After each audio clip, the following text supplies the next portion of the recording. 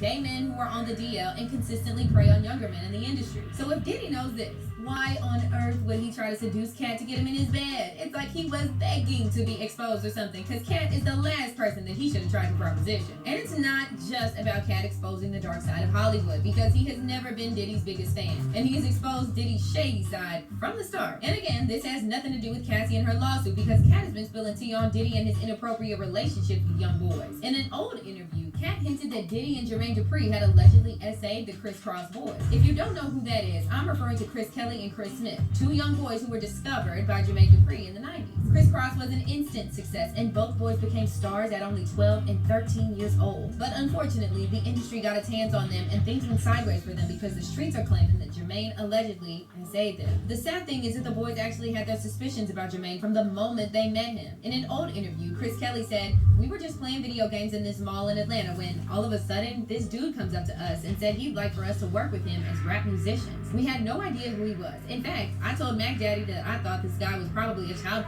Yeah, he basically just looked at us all funny." And it looks like Katt was aware of the rumors of Diddy and Jermaine allegedly essaying the boys, because back in 2011, Katt dropped a freestyle where he threw shade at numerous industry folks. You know, normal stuff about them being bad rappers, blah, blah, blah. But when it came to Diddy and Jermaine, he had some very specific words to say about them.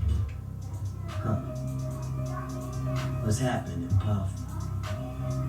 I'll be back to you if JD ain't had enough. Yeah? Jermaine Dupri, king of the if you ask me, baby. Jermaine Dupri, small as a child.